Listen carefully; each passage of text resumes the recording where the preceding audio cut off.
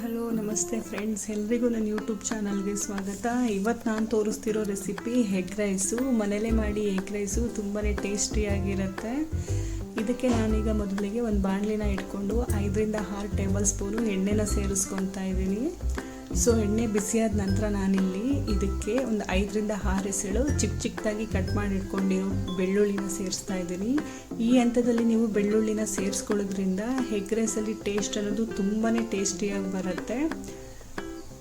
ಬೆಳ್ಳುಳ್ಳಿನ ಸೇರಿಸ್ಕೊಂಡಿದ್ದಾದ ನಂತರ ನಾನಿಲ್ಲಿ ಚಿಕ್ಕದಾಗಿ ಕಟ್ ಮಾಡಿ ಇಟ್ಕೊಂಡಿರೋ 2-3 ಈರುಳ್ಳಿನ ಸೇರಿಸ್ಕೊತಾ ಇದ್ದೀನಿ. ಈರುಳ್ಳಿ ಮತ್ತು ಬೆಳ್ಳುಳ್ಳಿನ ಈ ಹಂತದಲ್ಲಿ ಒಂದು 2 ನಿಮಿಷ ಲೋ ಫ್ಲೇಮಲ್ಲೇ ಎಣ್ಣೆಲಿ ಫ್ರೈ ಮಾಡ್ಕೊಬೇಕು. ಈರುಳ್ಳಿನ ಸ್ವಲ್ಪ ಜಾಸ್ತಿನೇ ಹಾಕ್ಕೊಳ್ಳಿ, ಟೇಸ್ಟ್ ಚೆನ್ನಾಗಿ ಬರುತ್ತೆ. ಸೊ ಲೋ ಫ್ಲೇಮಲ್ಲೇ ಈ ರೀತಿ ಒಂದು 2-3 ಸಲ ಕೈ ಆಡಿಸ್ಕೊಳ್ಳಿ.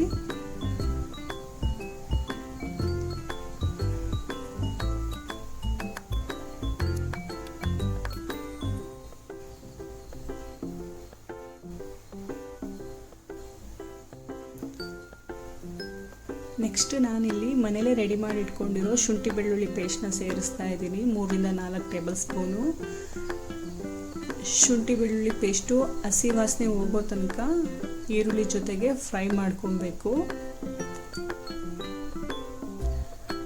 ಇಲ್ಲಿ ಫ್ರೈ ಆಗಿದೆ.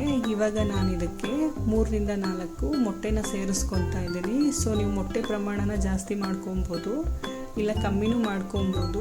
ಮೊಟ್ಟೆ ಪ್ರಮಾಣ ಜಾಸ್ತಿ ಇದ್ದರೆ ಇನ್ನೂ ಸ್ವಲ್ಪ ಟೇಸ್ಟ್ ಚೆನ್ನಾಗಿರುತ್ತೆ. ನಾನಿಲ್ಲಿ 4 ಮೊಟ್ಟೆನ ಸೇರಿಸ್ಕೊಂಡು ಈರುಳ್ಳಿ ಜೊತೆಗೆ ಮಿಕ್ಸ್ ಮಾಡ್ಕೊತಾ ಇದ್ದೀನಿ. ಸೊ ಈ ರೀತಿ ಲೋ ಫ್ಲೇಮಲ್ಲೇ ಒಂದು 5-10 ನಿಮಿಷ ಫ್ರೈ ಮಾಡ್ಕೊಬೇಕು.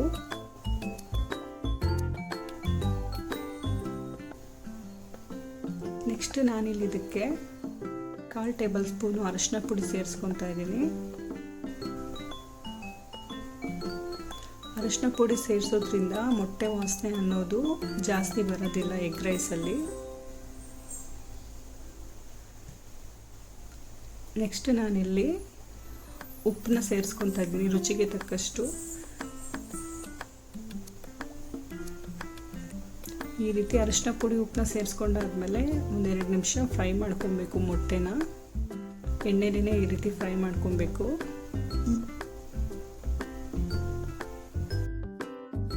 ಫಸ್ಟ್ ನನ್ನ ಯೂಟ್ಯೂಬ್ ಚಾನಲ್ನ ನೋಡ್ತಾ ಇದ್ದೀರಾ, ನನ್ನ ವಿಡಿಯೋ ಇಷ್ಟ ಆಗಿದ್ರೆ ದಯವಿಟ್ಟು ನಿಮ್ಮ ಫ್ರೆಂಡ್ಸ್ ಆ್ಯಂಡ್ ಫ್ಯಾಮಿಲಿ ಜೊತೆಗೆ ಶೇರ್ ಮಾಡಿ. ನಾನಿಲ್ಲಿ ಚಿಕ್ಕದಾಗಿ ಕಟ್ ಮಾಡಿ ಇಟ್ಕೊಂಡಿರೋ ಕ್ಯಾರೆಟ್ನ ಸೇರಿಸ್ತಾ ಇದ್ದೀನಿ. ಈ ರೀತಿ ಎಗ್ ರೈಸ್ನ ಮಾಡ್ಕೊಳ್ಳೋದ್ರಿಂದ ಹೆಲ್ತಿಗೂ ಕೂಡ ಒಳ್ಳೆಯದು. ವೆಜಿಟೇಬಲ್ನ ಯೂಸ್ ಮಾಡ್ತೀವಲ್ವ, ಸೊ ನೀವು ಬೀನ್ಸ್ನ ಕೂಡ ಸೇರಿಸ್ಕೊಬೋದು, ಕ್ಯಾಪ್ಸಿಕಮ್ನ ಸೇರಿಸ್ಕೊಬೋದು. ನಾನಿಲ್ಲಿ ಕ್ಯಾರೆಟ್ನ ಸೇರಿಸ್ಕೊತಾ ಇದ್ದೀನಿ. ಇನ್ನು ಯಾರೆಲ್ಲ ಸಬ್ಸ್ಕ್ರೈಬ್ ಮಾಡ್ತೀರಾ, ನನ್ನ ವಿಡಿಯೋ ನೋಡ್ತಾ ಇದ್ದೀರಾ, ದಯವಿಟ್ಟು ಪ್ಲೀಸ್ ಸಬ್ಸ್ಕ್ರೈಬ್ ಮಾಡಿ. ಆಲ್ರೆಡಿ ನಾನು ಇದಕ್ಕೆ ರೈಸ್ನ ಮಾಡಿಟ್ಕೊಂಡಿದ್ದೀನಿ. ಸೊ ಇಲ್ಲಿ ನಾನು ರೈಸ್ನ ಸೇರಿಸ್ಕೊತಾ ಇದ್ದೀನಿ. ಸೊ ಎಗ್ ರೈಸ್ಗೆ ನೀವು ಅನ್ನನ ಸ್ವಲ್ಪ ಉದ್ರಾಗೇ ಮಾಡ್ಕೊಬೇಕು, ಆವಾಗ ಎಗ್ ರೈಸು ಚೆನ್ನಾಗಿ ಬರುತ್ತೆ. ನಾನು ಆಲ್ರೆಡಿ ಮಾಡಿಟ್ಕೊಂಡಿರೋ ಅನ್ನನ ಸೇರಿಸ್ಕೊತಾ ಇದ್ದೀನಿ. ನೆಕ್ಸ್ಟ್ ನಾನಿಲ್ಲಿ 1 ಟೇಬಲ್ ಸ್ಪೂನು ವೆನೆಗರ್ನ ಸೇರಿಸ್ತಾ ಇದ್ದೀನಿ. 1 ಟೇಬಲ್ ಸ್ಪೂನು ಸೋಯಾ ಸಾಸ್ನ ಸೇರಿಸ್ತಾ ಇದ್ದೀನಿ. ಇವೆರಡು ಕೂಡ ಆಪ್ಷನಲ್ಲು. ನೆಕ್ಸ್ಟ್ ನಾನಿಲ್ಲಿ 1 ಟೇಬಲ್ ಸ್ಪೂನ್ ಪೆಪ್ಪರ್ ಪೌಡ್ರ್ ಸೇರಿಸ್ತಾ ಇದ್ದೀನಿ. 1/2 ಟೇಬಲ್ ಸ್ಪೂನ್ ಗರಂ ಮಸಾಲ ಸೇರಿಸ್ಕೊತಿದ್ದೀನಿ. ಅರ್ಧ ಸ್ಪೂನು ಖಾರ ಪುಡಿ ಸೇರಿಸ್ತಾ ಇದ್ದೀನಿ. 1/4 ಸ್ಪೂನು ಧನಿಯಾ ಪೌಡರ್ ಸೇರಿಸ್ತಾ ಇದ್ದೀನಿ. ಇಲ್ಲಿ ನಾನು ಟೇಸ್ಟ್ ನೋಡಿಕೊಂಡು ಉಪ್ಪನ್ನ ಸೇರಿಸ್ಕೊತಾ ಇದ್ದೀನಿ. ನೀವು ಕೂಡ ಟೇಸ್ಟ್ನ ನೋಡಿಕೊಂಡು ರುಚಿಗೆ ತಕ್ಕಷ್ಟು ಉಪ್ಪನ್ನ ಸೇರಿಸ್ಕೊಳ್ಳಿ. ಇದೆಲ್ಲದನ್ನು ಚೆನ್ನಾಗಿ ಒಂದು 2-3 ಸಲ ಮಿಕ್ಸ್ ಮಾಡ್ಕೊಬೇಕು. ನಾವೇನು ಯೂಸ್ ಮಾಡಿದ್ದೀವಿ ಸ್ಪೈಸಸ್ಸು ಅದೆಲ್ಲ ರೈಸ್ಗೆ ಮಿಕ್ಸ್ ಆಗೋ ಥರ ಒಂದು 2-3 ಸಲ ಈ ರೀತಿ ಮಿಕ್ಸ್ ಮಾಡ್ಕೊಬೇಕು.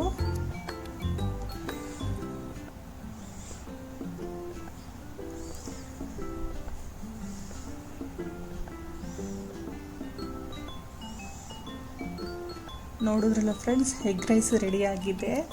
ಖಂಡಿತವಾಗ್ಲೂ ನಿಮ್ಗೆ ಇಷ್ಟ ಆಗುತ್ತೆ. ಈ ರೀತಿ ಒಮ್ಮೆ ಮಾಡಿ ನೋಡಿ, ತುಂಬಾ ರುಚಿಕರವಾಗಿರುತ್ತೆ.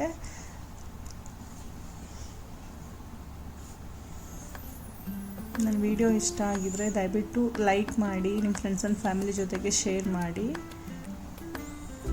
ಕೊನೆವರೆಗೂ ನನ್ನ ವಿಡಿಯೋ ನೋಡಿದ್ದಕ್ಕಾಗಿ ಧನ್ಯವಾದ.